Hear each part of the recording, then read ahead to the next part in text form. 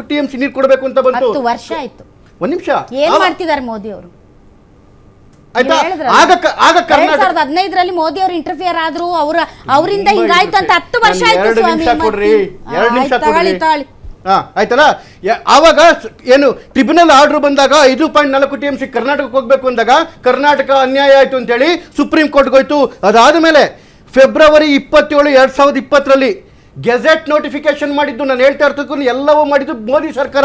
Gazette notification ಹೊರತು February 27, 2020 ಏನು ಅಂತೇಳಿ 13.4 TMC ನೀವು ಡ್ರಾ ಮಾಡಿ, 5.4 ಅಲ್ಲ 13.4 TMC ಡ್ರಾ ಮಾಡಿ, ಅದರಲ್ಲಿ 8 TMC ವಿದ್ಯುತ್ ಕೊಡಿ ಅಂತೇಳಿ. ಅದಾದಮೇಲೆ 30 ಏಪ್ರಿಲ್ 2022ಕ್ಕೆ ವಾಟರ್ ರಿಸೋರ್ಸ್ ಮಿನಿಸ್ಟ್ರಿ ಮೋದಿಯವರ ಸರ್ಕಾರದ ಜಲಶಕ್ತಿ ಖಾತೆ ಇನ್ ಪ್ರಿನ್ಸಿಪಲ್ ಅಪ್ರೂವಲ್ ಮಾಡ್ತು ಈ ಪ್ರಾಜೆಕ್ಟ್ಗೆ. ಅದಾದಮೇಲೆ ಡಿಸೆಂಬರ್ 2022 ಬೊಮ್ಮಾಯಿಯವರ ಸರ್ಕಾರ DPR ರೆಡಿ ಮಾಡ್ತು, ರಿವೈಸ್ DPR ರೆಡಿ ಮಾಡ್ತು.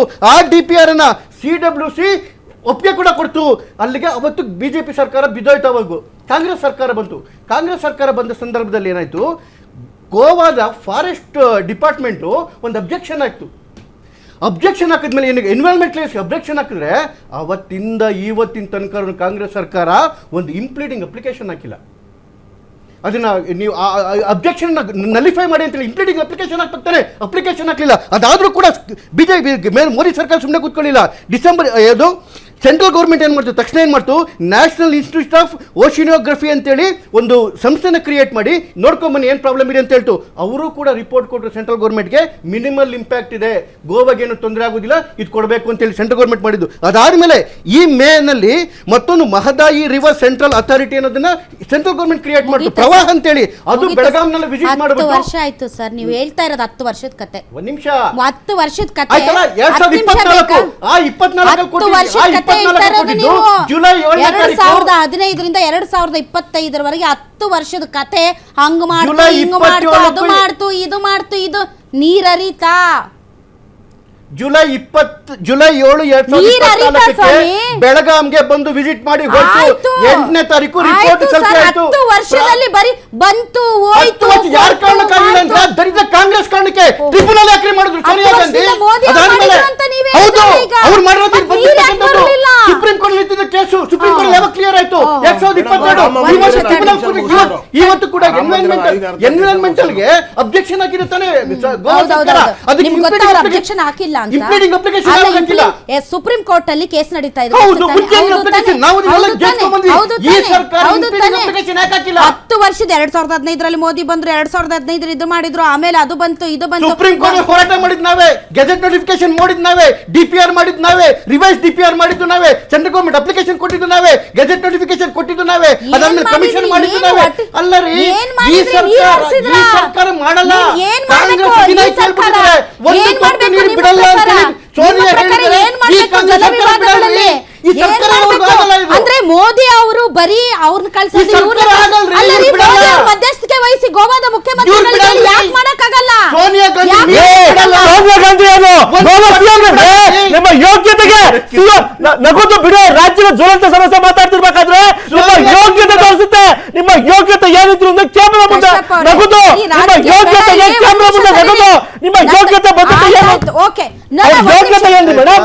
ಬರೀ ನಗದು ಅವ್ರಿಗೆ ಬದ್ಧತೆ ಇದ್ರೆ ಸೋನಿಯಾ ಗಾಂಧಿ ಗೋವಾ ನಿಮ್ ಉಚ್ಚಾರ ನಿಮ್ಮ ಫಸ್ಟ್ ಉಚ್ಚಾರ ತೋರಿಸ್ಬೇಕು. ನಿಮ್ಮ ಬದ್ಧತೆ ಏನು ಅಂತ ತೋರಿಸುತ್ತೆ. ನಿಮ್ಮ ಜೋಶಿ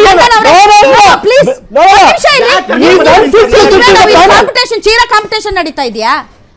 ಜ್ವಲಂತ ಸಮಸ್ಯೆ ನೀವು ಒಳ್ಳೆ ಟಾಪಿಕ್ ಇಟ್ಕೊಂಡಿದ್ದೀರಿ. ಸ್ಕೂಲಾಗಿ ಡಿಸ್ಕಷನ್ ಮಾಡೋಣ. ರಾಜಕೀಯ ಆಗ್ಬಿಟ್ಟಿದೆ ಮಾತಾಯಿ, ಅದಕ್ಕೆ ಚೀರ್ತೀರಾ ನೀವು? ಒಂದ್ ನಿಮಿಷ ಸುಮ್ನೆ ಇರ್ರಿ, ಆರೋಗ್ಯಕರವಾಗಿ ಚರ್ಚೆ ಮಾಡೋಣ ಏನಾಗಿದೆ ಅಂತ.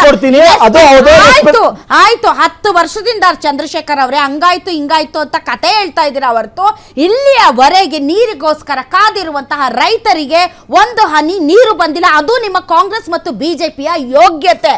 ಇನ್ನು ನಮ್ಮ ಪ್ರಾದೇಶಿಕ ಪಕ್ಷ, ಕನ್ನಡದಲ್ಲೇ ಹುಟ್ಟಿ ಬೆಳೆದಂತಹ ಪಕ್ಷ JDS ಪಕ್ಷ ನೋಡಿ, ಈ ಇಬ್ಬರ ಜಗಳದಲ್ಲಿ ಯಾಕೆ ಅಂದ್ರೆ ಇವರಿಗೆ ಬಹಳಷ್ಟು ಕಾಂಪ್ಲಿಕೇಶನ್ಸ್ ಇದೆ. ಗೋವಾದಲ್ಲಿ ಇರುವಂತಹ ಕಾಂಗ್ರೆಸ್ ಪಾರ್ಟಿ ಇದಕ್ಕೆ ಒಪ್ಕೊಳ್ಳಲ್ಲ, ಗೋವಾದಲ್ಲಿ ಇರುವಂತಹ ರೂಲಿಂಗ್ ಬಿಜೆಪಿ ಪಾರ್ಟಿ ಇದಕ್ಕೆ ಒಪ್ಕೊಳ್ಳಲ್ಲ. ಒಂದು ಪ್ರಾದೇಶಿಕ ಪಕ್ಷ, ಕನ್ನಡದ ಪಕ್ಷ ಈ ವಿಚಾರದಲ್ಲಿ ಏನ್ ಪ್ರಯತ್ನ ಮಾಡ್ತಾ ಇದೆ ರಾಜುಗೌಡ್ರೆ, ಹೇಳ್ತೀರಾ ಸ್ವಲ್ಪ? ಈ ಮಹದಾಯಿ ಯೋಜನೆ ವಿಚಾರ ಶುರುವಾಗಿದ್ದು ನೀವು ನಂಗೆ ಭಾಷಣ ಬೇಡ. No I don't want any ಭಾಷಣ. ಐ ವಾಂಟ್ ದ ಕುಮಾರಸ್ವಾಮಿ ಅವರು ಈಗ ಸೆಂಟ್ರಲ್ ಮಿನಿಸ್ಟರ್. ಯಾಕೆಂದ್ರೆ ನೀರಾವರಿ ಯೋಜನೆಗಳಾಗಿರ್ಬಹುದು ಅಥವಾ ಈ ರೀತಿಯಾದಂತಹ ರೈತರಿಗೆ ಅನುಕೂಲವಾಗುವಂತ ಯಾವುದೇ ವಿಚಾರಗಳ ಬಗ್ಗೆ JDSಗೆ ಒಂದು ಬದ್ಧತೆ ಇದೆ. ಆ ಬದ್ಧತೆಯನ್ನ ಮುಂದಿಟ್ಕೊಂಡು ನಿಮ್ಗೆ ಪ್ರಶ್ನೆ ಕೇಳ್ತಾ ಇದ್ದೀನಿ, ನೀವೇನ್ ಮಾಡಿದ್ದೀರಿ JDS ಪಾರ್ಟಿ ಅದನ್ನ ಹೇಳಿ. ಬದ್ಧತೆ ಇದೆ ಅಂತ ನೀವೇ ಹೇಳಿದ್ರಲ್ಲ. ಎಸ್ ಇದೆ, ಯಾಕೆಂದ್ರೆ ದೇವೇಗೌಡರ ಹೋರಾಟ ನೀರಾವರಿ ಯೋಜನೆ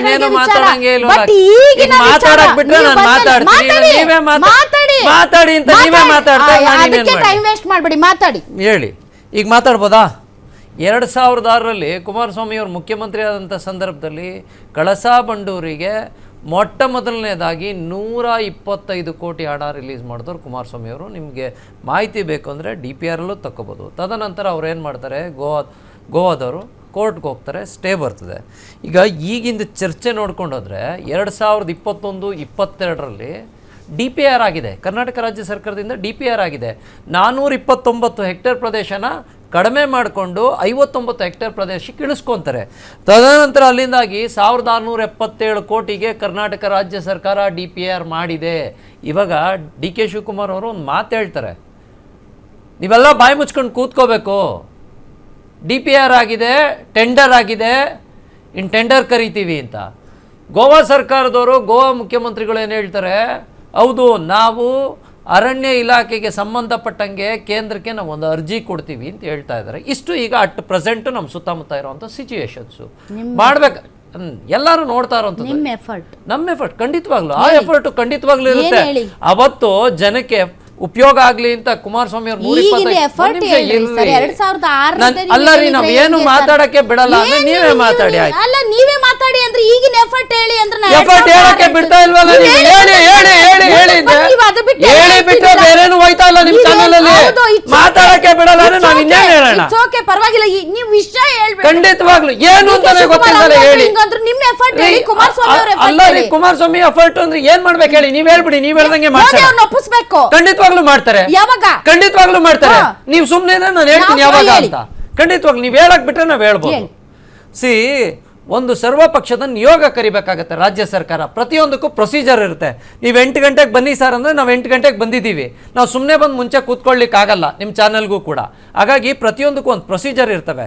ಈಗ ನಮ್ಮಲ್ಲಿರೋದು ನಿಮಗೆ ಕರ್ನಾಟಕ ರಾಜ್ಯದಲ್ಲಿ JDS ಪಕ್ಷಕ್ಕೆ ಯಾವತ್ತೂ 50 ಸೀಟ್ ಮೇಲೆ ಹೆಚ್ಚಿಗೆ ಕೊಟ್ಟಿಲ್ಲ. ಇಂಥ ಪರಿಸ್ಥಿತಿಯಲ್ಲಿ ನೀರಾವರಿ ಹೋರಾಟ ಅಂತ ವಿಚಾರ ಬಂದಾಗ ದೇವೇಗೌಡರಾಗಲಿ ಕುಮಾರಸ್ವಾಮಿ ಆಗಲಿ ತಮ್ಮ ಬದುಕನ್ನು ಮುಡುಪೆಟ್ಟು ಹೋರಾಟ ಮಾಡಿದಂಥವ್ರು.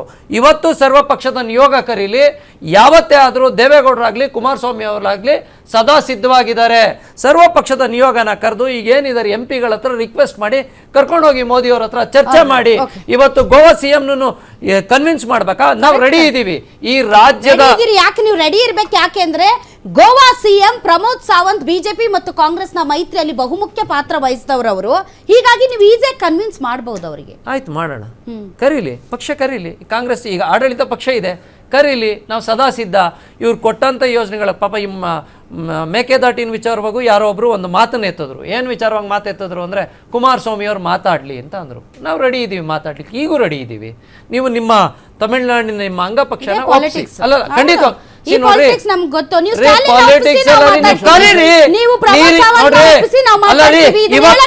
ಇವತ್ತು ಕಾವೇರಿ ನೀವೇ ಹೇಳ್ಕೊಳಂಗಿದ್ರೆ ನಾವೇ ಅಲ್ಲ, ನಂಗೆ ಅರ್ಥ ಆಗ್ತಲ್ಲ. ನೀವು ನಮ್ಮ ಹೇಳಕ್ಕೆ ಬಿಡಲ್ಲ, ನೀವೇ ಮಾತಾಡ್ಕೊಳ್ಳಿ, ನೀವು ಅಲ್ಲಲ್ಲ ವಿಚಾರ ಜನಕ್ಕೆ ಮುಟ್ಟಬೇಕಿಲ್ಲ, ನಿಮ್ಗೆ ಕೂಗಾಡೋದ್ ಬೇಕು ನಿಮಗೆ. ಅಲ್ಲ ರೀ, ಮಾತಾಡಕ್ ಬಿಡಲ್ಲ ಅನ್ನೋದು ಆನ್ಸರ್ ಹೊರತು ನಿಜವಾದ ಆನ್ಸರ್ ನಿಮ್ಮ ಹತ್ರ ಇಲ್ಲ. ಏನ್ ಬೇಕು ನಿಮ್ ಪ್ರಕಾರ? ನಿಮ್ಗೆ ಏನ್ ಆನ್ಸರ್ ಬೇಕು? ನಾನು ಹೇಳೋದು ಈಗ ಯಾಕ್ರಪ್ಪ ನೀವು ಮೇಕೆದಾಟು ಮಾಡ್ತಾ ಇಲ್ಲ ಅಂತ ನಾವು ಕೇಳಿದ್ರೆ ನೀವ್ ಹೇಳ್ತೀರಾ ನಿಮ್ಗೆ ರಾಜಕೀಯ ಸ್ಟಾಲಿನ್ ಮಾತಾಡ್ಸಿ ನಾವು ಮಾತಾಡ್ತೀವಿ ಅಂತ ಇಲ್ಲೇ ಹೇಳ್ತೀರಾ. ಅಂತಂದ್ರೆ ನೀವು ಅಲ್ಲಿ ಬಿಜೆಪಿ ಅವ್ರನ್ನ ಒಪ್ಸಿ ನಾವು ಮಾತಾಡ್ತೀವಿ ಅಂತ. ನಾವು ಮಾಡ್ತೀವಿ, ಪ್ರೊಸೀಜರ್ ನೀವೇನು ಮಾತಾಡಲ್ಲ, ನಾವ್ ಇನ್ನೇನ್ ಮಾತಾಡ್ತೀವಿ? ಸರ್ವಪಕ್ಷದ ನಿಯೋಗ ಕರೀರಿ, ಬರ್ತಾರೆ ಎಲ್ಲ ಪಕ್ಷದವರು. ನೀವು ಒಬ್ಬೊಬ್ಬರೇ ಮಾತಾಡ್ಕೊಂಡು ಹೋಗ್ಬಿಟ್ರೆ ಆಗುತ್ತಾ ಕೆಲಸ? ಇದೇ ಕಾವೇರಿ ಇಶ್ಯೂ ಆದಾಗ ದೇವೇಗೌಡರು ಯಾಕೆ ಮತ್ತೆ ಎಂಟ್ರಿ ಆದ್ರು? ದೆಹಲಿಲಿ ಯಾಕೆ ಕೂತ್ರು? ಯಾಕಂದ್ರೆ ಮಹದಾಯಿ ಕೃಷ್ಣ ಎಷ್ಟು ವಿಸ್ತಾರದ್ದು, ಕಾವೇರಿ ಎಷ್ಟು ಸೂಕ್ಷ್ಮ ವಿಚಾರ ಅಲ್ವಲ್ಲ. ನಿಮಗೆ ಕೃಷ್ಣ ಮೇಲ್ದಂಡೆ ಯೋಜನೆಗೆ 950 ಕೋಟಿ ಕೊಟ್ಟವ್ರು ಯಾರು? ನಾನು ಕೃಷ್ಣಾ ಅದಕ್ಕೆ ಮೇಲ್ದಂಡೆ ಹೇಳೋದು, ಯೋಜನೆ ಆ ಬಗ್ಗೆ ಬದ್ಧತೆ ಅದನ್ನೇ ಇರೋದಕ್ಕೆ ನಿಮ್ಗೆ ನಾವು ಅದು ಪ್ರಾದೇಶಿಕ ಗಮನದಲ್ಲಿಲ್ಲ, ಪಕ್ಷ- ಅದು ಗಮನದಲ್ಲಿಲ್ಲ. ನಾನು ಅದನ್ನ starting ನಿಮ್ಗೆ statement ಅಲ್ಲೇ ರಾಜಕೀಯದಲ್ಲಿ ಹೇಳಿದ್ದೀನಿ. ಪಕ್ಷಗಳನ್ನ ಬೆಂಕಿ ಹಚ್ಚಬೇಕು ನಿಮ್ಗೆ. ಅಯ್ಯಯ್ಯ. ಮಾಡ್ರೋ ರೀ, ಕೆಲ್ಸಗಳ ನನ್ನ ಬಗ್ಗೆ ಯಾಕೆ ಚರ್ಚೆ first ಮಾಡಲ್ಲ ನೀವು? statement ಏನ್ರಿ? ನನ್ನ ನಿಮ್ಗೆ first ಯಾಕೆ? statement ಏನು? ನಿಮ್ಗೆ ಅಲ್ಲ, ನಿಮ್ ಬದ್ಧತೆ judgment ಇದೆ ಏನ್ರಿ? ಅಂತ ನಿಮ್ ಬದ್ಧತೆ judgment ಏನು? ಇದೆ ಅಂತ ಮಾಡ್ರೋ ಕೇಳಿದ್ದೀನಿ ಈ ಕೆಲ್ಸಗಳ ಬಗ್ಗೆ ಪ್ರಶ್ನೆ ನಿಮ್ಗೆ ಅಂತ. ಕನ್ಸರ್ನ್ ಅಲ್ಲ, ಇಲ್ಲ.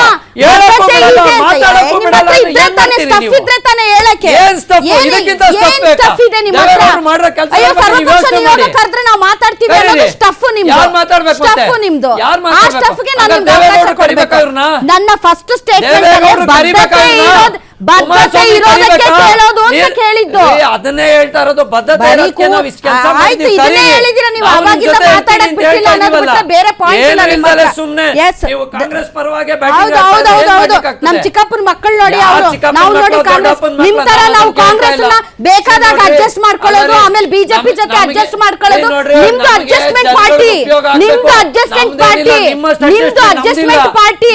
ಹೌದು, ಗೆದ್ದೆತ್ತಿನ ಬಾಲ ಹಿಡಿಯೋ ಪಾರ್ಟಿ ನಿಮ್ದು. ನಮ್ಗೇನ್ ಹೇಳ್ತೀರಾ ನೀವು?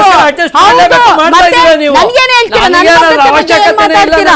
ರವೀಶ್ ಅವರೇ, ಇದು ಇಟ್ಸ್ ಅ